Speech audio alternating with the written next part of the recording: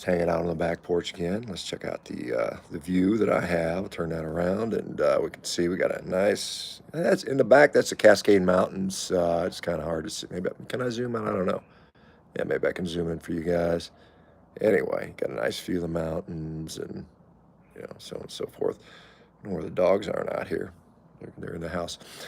Um, yeah, so anyway, what do I want to talk about today? So just posted a video, a little workout, making progress, getting closer and closer to getting that dunk down. Just dunked a little tennis ball size ball fairly easily. Probably can start progressing to maybe a volleyball. Of course, jumping off the concrete a little bit harder. And, of course, weighing 260 plus is, it's a little bit of a challenge. I'll slim down at some point. Just got back from New York. This weekend I was over at, I guess, Strong New York, invited to attend that and speak as part of a panel. I think I mentioned on the video, I had a little reporter from some reporter in New York. I don't know who she reports for, but kind of, was kind of attacking, about, oh, how dare you suggest that people can get healthy by changing their diet, or and put things like Crohn's disease in remission. Anyway, my internet is being a little goofy right now. I apologize. I'm on Starlink. So, um, I saw somebody commenting on, for you guys that are in Florida, gosh, I hope you guys are safe, and, please evacuate if you're in the main path of that hurricane. I just hope everybody's getting out of there, and, hope for the best for everybody. I was supposed to be, and I'll let you guys in a little secret, I was supposed to be in Florida tomorrow to speak to both President Trump and RFK as part of a Make America Healthy Again roundtable. And obviously that's being canceled due to this incoming storm. So I was supposed to be there, but that's gotten canceled for now. And there was I think a panel of about, I want to say about 15 of us. I think I was among three doctors and a couple other various people that some of you guys would know who they are, fairly famous folks that are going to be part of this Make America Healthy movement should Trump get into office. It's my it is my belief that this Make America Healthy, whatever you want to call it, should not be a partisan issue. It should be, I don't care what political party, what your political affiliation or beliefs are, this should be, of prime importance to everybody. I don't think we can have a healthy, strong, vigorous, successful country without addressing the chronic disease epidemic. And um, instead of just trying to figure out how to pay for all these sick people, how about we stop making so many sick people? And yes, we do make sick people by what we do with our food supply and some other things. All right, guys. So I've got, say, about 30 minutes I can chat with you guys tonight. I've got a little picanha I'm going to smoke for the family tonight. I'm going to have a little bit of it. I had a couple steaks for breakfast, or actually more like lunch. I had a couple big old ribeyes, probably just under 3 pounds of that. That was my fuel for today thus far. And, put me through a pretty solid workout. If you watch the last video I just uploaded, um, you know, jumping, working on some dunks, some Nordic curls, some rowing. I put up literally a world-class rowing time, and then deadlifted. I pulled 315 for 30 repetitions consecutively in 90 seconds, which was, my kind of my loose goal. I probably actually could have probably gotten a handful more if I really was pushing it. All right. All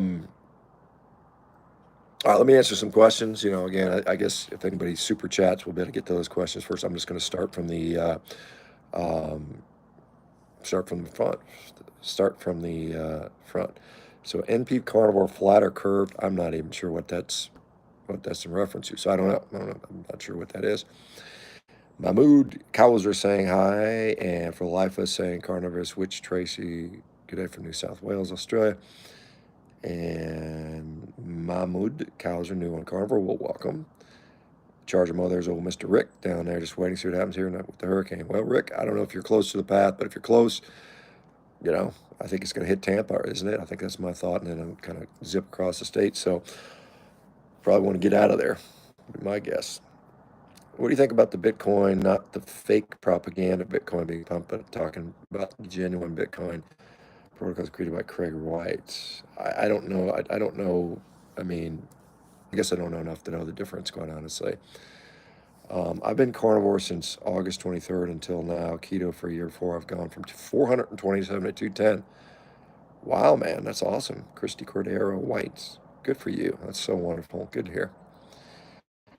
EMP means bye bye Bitcoin. I mean, EMP means bye bye a lot of things, right? I mean, it's kind of, yeah. Anyway, all right. Well, I mean, I guess technically you can have a paper wallet, I'm told, and that doesn't require any sort of electronic stuff as long as you have your seed, was it your seed phrases? You can continue to hold it, I guess. Carnivore Switch Tracy says something postponed. Scott G, hello from Wasilla, Alaska. All right. Louis Pretorius, hi, thanks for all you do. My wife has just started carnivore just over 1 month. She has fibromyalgia and chronic fatigue. So far, her symptoms have gotten worse. Any advice? I would give her 3 months and make sure she was eating enough. If she wants a consultation with me, I certainly am willing to chat with specifics. You can go to my bio link, I think, and it's one way to, because it's hard, sometimes it's hard just trying to off the cuff, not really knowing enough details. And there's a few things that sometimes might make sense. All right, we got our first little, what do you call it, super chat one. This is from John Feeney, 1999. And it says, day 19 on diet. When will you be on the Blaze? Blaze TV. Okay, so here, oh yeah, so I'm supposed to go to Dallas on October 18th to debate a guy named Simon Hill. However, I just got an email today saying that he backed out. So that's been postponed until they find another suitable opponent or something like that. So I thought I was going to have to go to Dallas the 18th of October, and now it's going to be some other date. So I don't know why they got backed out, but it is what it is. So, but anyway, thank you for the question. Thank you for the super chat, and I'm sure I'll get down there at one point. A lot of things. Hopefully, we'll get back to this Make America Healthy again group because I'd like to. It was kind of funny because they literally told me Saturday, hey, the guy, Casey Means says, hey, Shawn, can you get down to Mar-a-Lago on Tuesday? And I was like, well, hell, man, I'm flying back from, flying back from New York on Sunday. I'd have to fly to Seattle, then fly to Miami on Monday, and then fly back Wednesday, and then turn around and fly to Oklahoma on Thursday. But I said, yeah, I'll do it. I'll make the trips and book my plane. And I wrote my speech out, because I was, you might have been a little bit nervous, having to present, maybe the potential president of the United States and former president of the United States. And so I'd written down a nice little 5 minute speech, and then they basically said like the next day, hey, look, it's been canceled because of the tornado, or not the tornado, Hurricane Milton. So anyway, hopefully we'll turn it back around. All right, we got another super chat from, who's this from? Amy Osborne, and it just says well, Amy, thank you for that. That's hopefully things are going well for you, and appreciate that. We got Floor 6619, Floor F19. What's up, bro? Just doing the deal. We got Adam Adium. Hello, Mr. I am Muslim. What do you think about Muslims? I mean, I don't really think really, I don't really group people. I don't have a big sort of opinion on groups. I'm more interested in individuals, quite honestly. I mean, so I mean, I'm sure there's good ones. I'm sure there's bad ones. I mean, it's like, what do you think about men? What do you think about women? What do you think about any particular group? I don't know. I don't really have much opinion on much of any of them. All right. Micah Kane. Hi from Melbourne, Australia. All right. Well, good to see you down there, down underland. Hopefully you guys can continue to produce and support your ranchers and farmers out there. Opinion on treating neurodegenerative disease with keto carnivore diet. Yeah, I think there is some potential efficacy there. I think, if you're talking about neurodegenerative disease, we're talking about things like Parkinson's disease, Alzheimer's disease, ALS, multiple sclerosis for that matter. I do think there is clinically, there's a few studies that have actually addressed some of these things, showing ketogenic diets can be efficacious. I do think if you're going to do a carnivore diet for that particular reason, that you probably should skew to a higher fat version for sure. And yes, that's what I think about that. And hopefully we'll get more data and more studies on that. What's your take on diet and exercise? What's my take on that? I think diet is incredibly important, and I think exercise is incredibly important. So, yeah. Alan Dominguez, do I need any staff? Staff for what? I'm not sure what you're referring to. Our company is hiring. Uh, we're hiring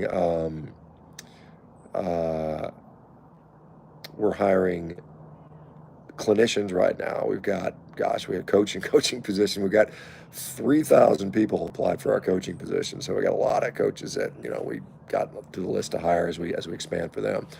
But if you are a physician or a nurse practitioner, and the reason we have those two is because they're, independently licensed to prescribe medications and hopefully primarily de-prescribe medications.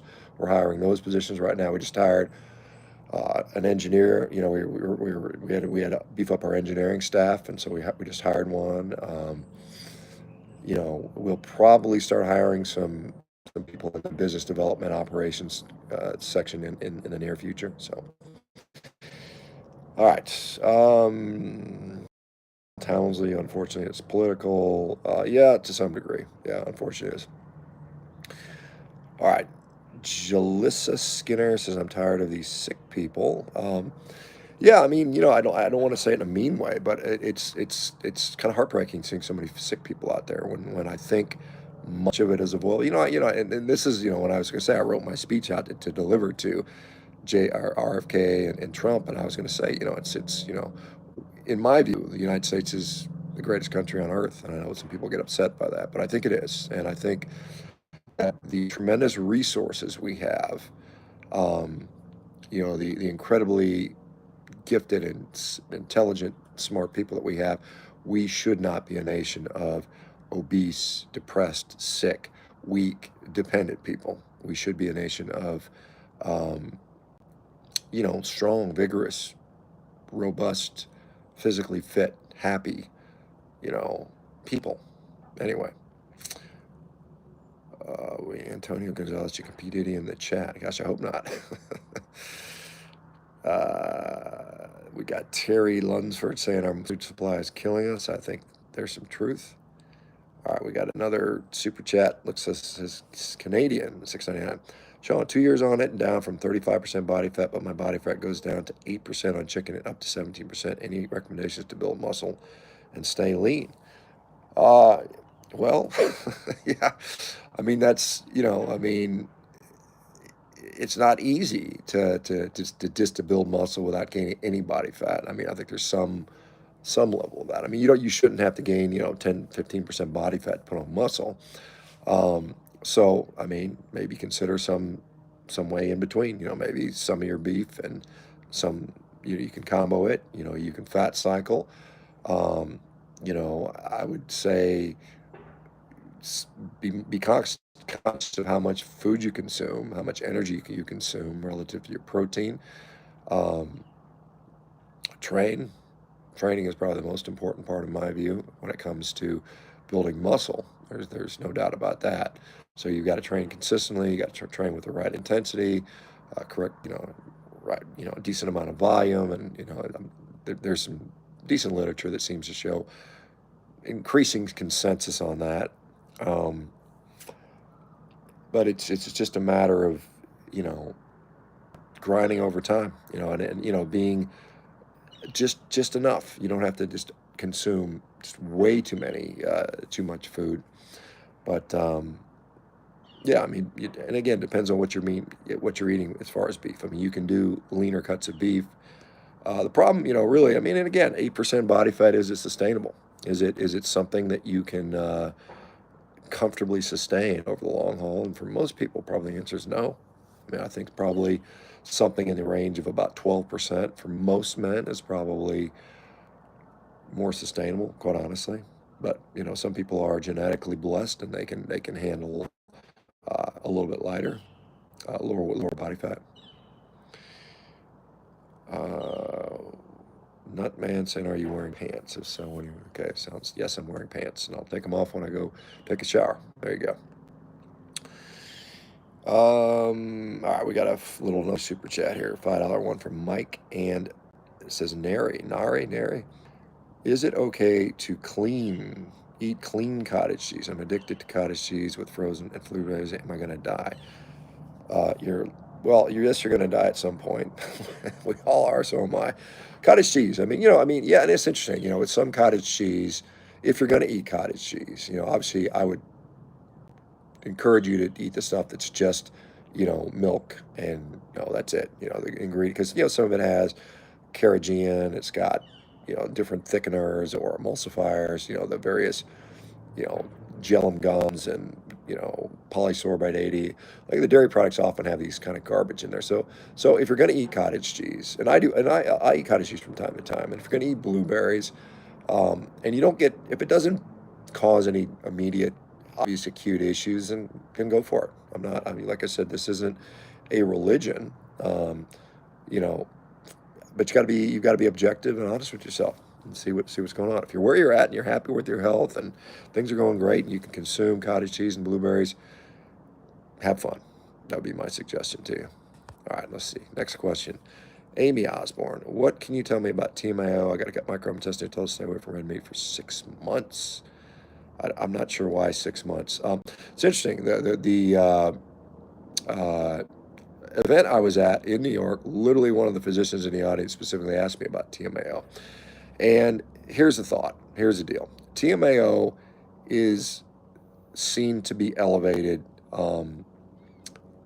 in response to the consumption of choline and the consumption of carnitine. Now, both of those are in animal products. Choline primarily in eggs, but meat has some, and carnitine primarily in meat, particularly red meat. Now, what happens is that when it interacts with the bacteria, it creates something called TMA, trimethylamine, which then goes to the liver and is turned into something called TMAO, so trimethylamine oxide. Now, high levels of trimethylamine oxide, TMAO, are associated with cardiovascular disease, right? We see these relationships. People that have high levels of TMAO are noted to have higher rates of cardiovascular disease, whether it's stroke or heart attack. This is data that comes out of the Cleveland Clinic. However, most people that is studied on are not on a carnivore diet.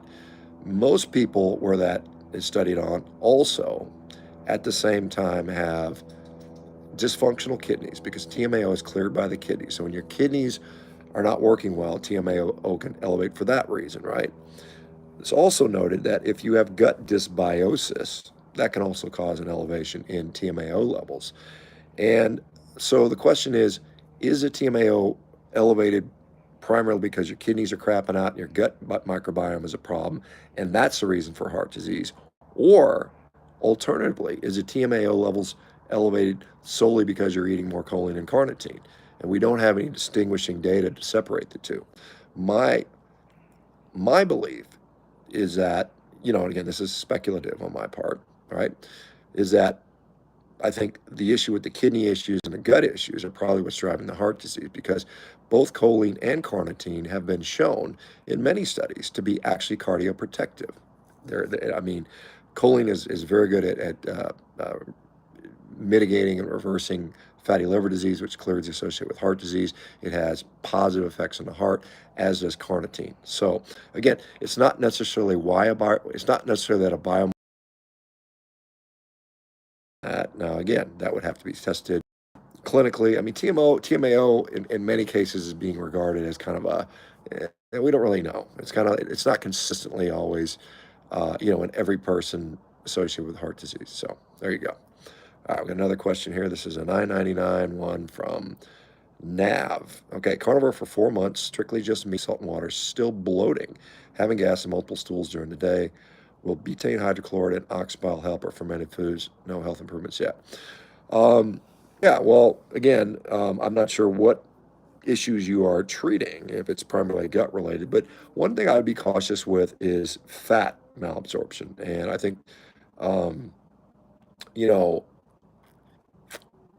I think if I were to take a digestive supplement, I'm less excited about ox bile. I'm less excited about betaine hydrochloride. I would probably direct you more towards a lipase or like a pancreatic supplement, pancreatic enzyme supplement.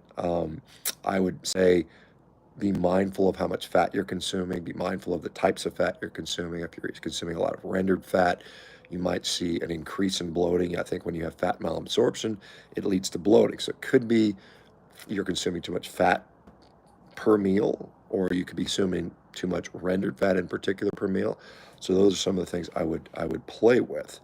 Um, and I mean, and again, I don't know what your underlying condition is. I mean, what your gut condition is. Generally, primary gut issues, maybe 6 months. You know, um, there is, I think, other people that don't have primary gut issues, but I think the gut is involved.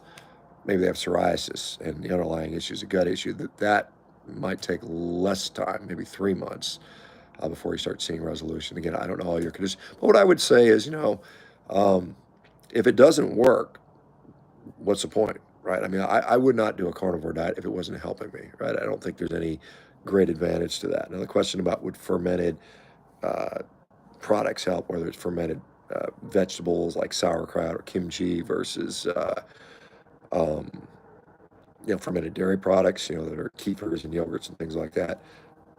Perhaps, I mean, so those things you can play with. But yeah, I mean, again, I will just put positives out there. I do one-on-one consultations if that's something you have an interest in.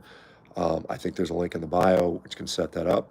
But anyway, good question though. And I'm sorry not getting relief yet. But and again, I fully think that the carnivore diet can be incredibly effective for many people. But does it always fix everyone? The answer is clearly not. And sometimes there's other issues too. I've got to realize that diet is, I think diet is absolutely crucial and paramount to recovering health. I also think that there are other things to go. How are we sleeping? How are we doing with regard to stress? How are we doing with regard to daily activities? Are we sedentary? Are we active? Are we getting regular exercise and so on and so forth? So those are some of the things I would look at addressing. All right. Thanks for the question. Thanks for the super chat. All right. Well, it's not a recent PR, but back in the day, squat was right at 640 pounds. My best deadlift was 772. My best bench was 400 pounds. So I don't do a lot of heavy squatting these days. I just don't enjoy it. I just something, I'm almost, like I said, I'm almost 60 years of age. I mean, I do belt squats and I'll do squats and I'll do jump squats and I'll do various versions of squatting and I'll do heavy box squats but it's just not something that I find a great deal of benefit for what I'm trying to do these days. And I don't know that a big heavy squat is con, condu- is conducive to what I want to do athletically, right? All right. What else we got here? We got Rick saying your health is in your hands. Yes, it is. 369. Any thoughts about the recent loss of the lawsuit where the EPA lost concerning fluoride? I'm so I think you're referring to where they said that fluoride was an issue. Is that what I think? I think that was I saw something about that. And so the question is, I mean, some people were saying, well, fluoride impacts the brain, and why do we put fluoride in the water?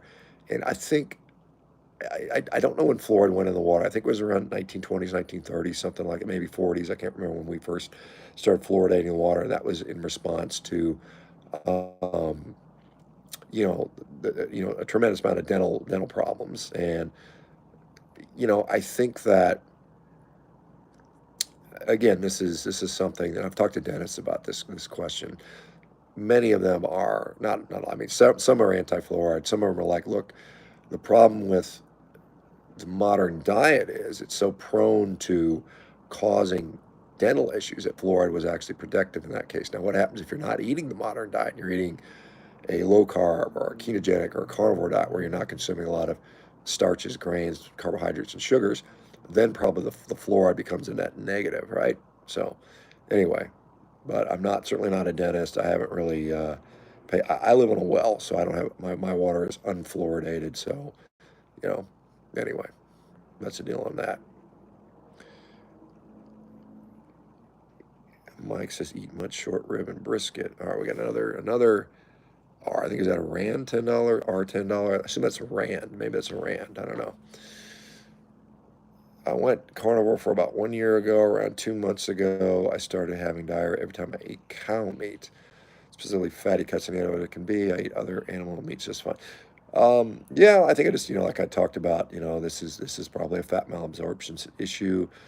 Some people just don't handle fat as well, and they have to be mindful about the amount they eat at one time, and particularly how it's cooked. If you're cooking it and you're getting a lot of grease you're ingesting at the same time, that rendered fat, I think, will exit the stomach at a more rapid rate, and then possibly overwhelm the bile production or lipase production and lead to diarrhea and things of that nature. So that would be my best guess. All right. What else we got here? We got another question that says 4.99. This is from David Guerrero. What are your thoughts on processed meats like chorizo, pepperoni, ham, and such? Processed meats seem like a good compromise if low on a budget. Um, I think it depends how and what it's processed with, quite honestly. I mean, some of the processed meat is probably fine. Some of it, if it's processed with a lot of garbagey products, lots of sugars and soy products and, glutens and, you name it. There's some sketchy products in there. So I think you have to be careful of what's in them. If it's primarily just meat, a few salt and a few spices, probably okay. But once you get into all these, you know, 20, 30 ingredient lists of stuff, then I think you need to have caution there. Okay. So there you go. I mean, it's interesting, um, there's a nice study out of Korea that was done about 3 years ago, or 3 or 4 years ago, and looked at, colorectal cancer. It was a response to the World Health Organization 2015 proclamation about red meat and colorectal cancer. And the conclusion they came up to is that there was that in Asia, processed meat is not associated with increased rates of colorectal cancer in the majority of the studies. And that's probably because the way the meat is processed and how it's consumed. Whereas in the United States, we're eating it as part of a, garbagey, diet in general. So, all right. We got Alex Nick saying, do you ever implement fish into your diet? I'm mostly eating beef, but thinking about adding some fish. Anything specific you'd recommend? Yeah, I occasionally eat fish. I mean, I don't seek it out. I mean, like I said, the last time I had fish, it was about 3 weeks ago in Los Angeles. I was there shooting a movie. There's a movie called Animal coming out that a guy named Vinny Lingham is producing. He's the executive producer. He's funding the movie. He's like a ridiculously wealthy guy that's done Carnivore, and it's kind of inspired him to want to produce a movie about this, which I think is going to be screened at the Cannes Film Festival in France in next year. Um, but anyway, he took me and a couple other folks out to lunch at a restaurant in Beverly Hills it was called Avra, I believe. And it was a seafood restaurant. It was a seafood restaurant. It had wonderful steak and had some really nice lamb chops. But we also had a bunch of seafood stuff. And I think it was langoustines, which were quite good. So, I mean, I'll eat it from time to time. All right, we got a $49 something. I don't know where that's, not sure what. Anyway, can you do a live review of that crazy Dominion video documentary? The militant vegan you debated is spreading false information that all the farmers abuse or purposely hurt livestock. I've noticed that it shows false biased videos that farmers always abuse. Um, I've never watched it, so, and gosh, it's like it's painful to to want to sit through that. Maybe I'll, it's an older film. I think that movie's, gosh, what is it, 7, 8 years old or something like that.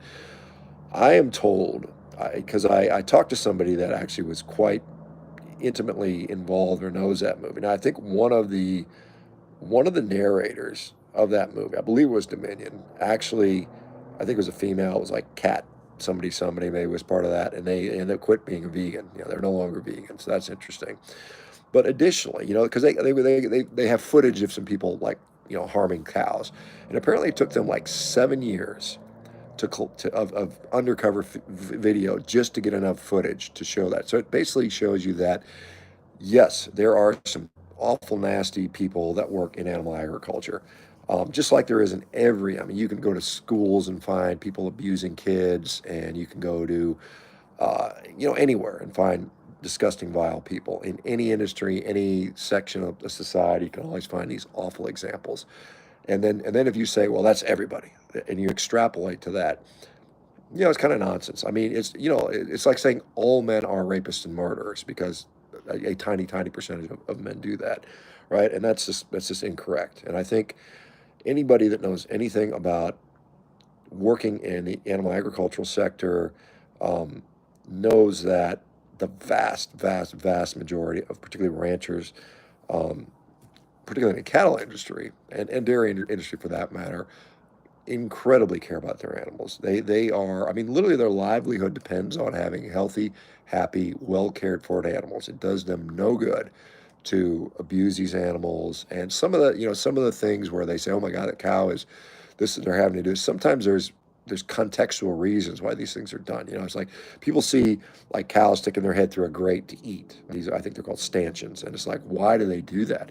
Are they captured? Well, no. What happens is they don't do that. Then these cows like smack into each other and they fight over the food, and they hurt themselves. And so it's like there's like artificial insemination. Why do they do that?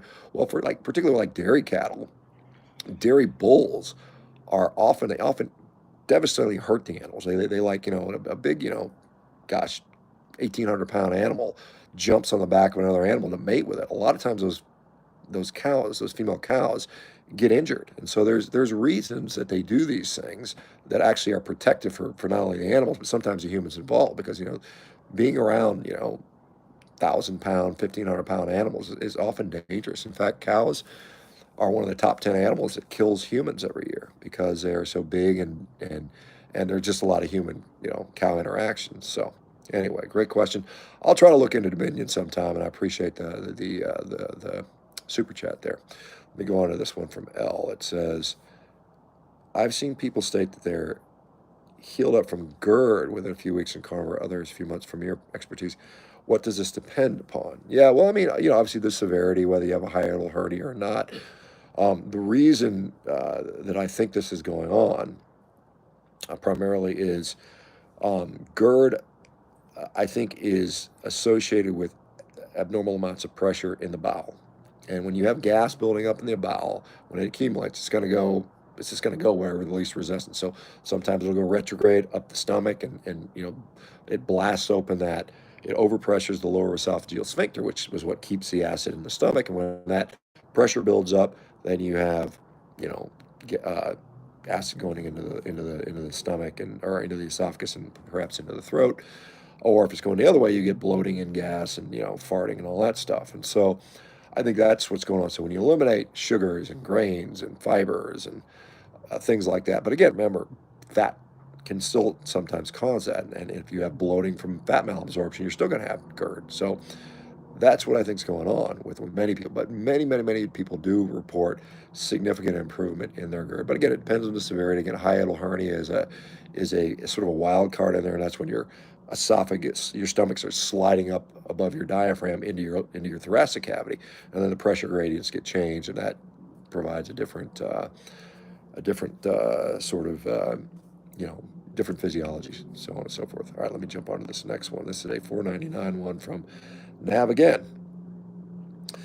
Any issues with plastics when I sous vide and use tap water? Also, Korean barber did you go to in New York City? I live there. Gosh, I was staying at a hotel called, I was in Manhattan, so I was staying in a hotel called James Nomad or something like that. It was on, I think, 29th Street, I think, or something like that. And so there's a few blocks away, there was something called Love. I think it was like Love Korean something. I don't know. I can't remember. We just walked there and went there. So maybe you know where it is. I can't.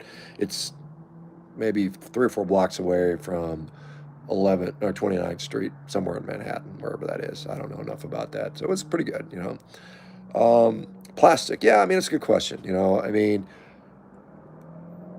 the temperatures I sous vide at, I don't know that it's causing any additional significant leaching of plastic into the meat. Now, again, if you buy, most meat is shipped in plastic. Most frozen direct-to-consumer meat is shipped in plastic. I've rarely met anybody that ships in butcher paper.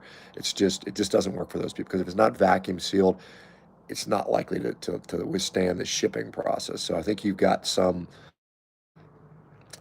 inevitable contact with plastic. And I think, unfortunately, I mean, you get around this by, obviously, if you buy direct from the rancher. Like I've got that. I've got a half a beef in my freezer that I use from sometimes, and then, but I still, like, if I'm gonna sous vide, I'll get a bag. Um, I'm not so concerned about it, quite honestly. I think it's a minor. There's big picture things, diet, sleep, exercise, and there's smaller picture things, in my view. Now, I may be wrong about that, but I think the number one is, what are you shoving in your mouth? The substance, the main food. Are you getting enough sleep? Are you not being sedentary? Stress, circadian rhythm. And then there's these minor things, red light exposure and sauna and cold plunging and grounding and some of the environmental toxins, which may incidentally be an issue. So I think it could be a problem. I don't, like I said, I mean, I'm not aware of any studies that look at, plastic absorption associated with sous vide. Maybe there's a study out there that I'm not aware of, but I don't know for sure.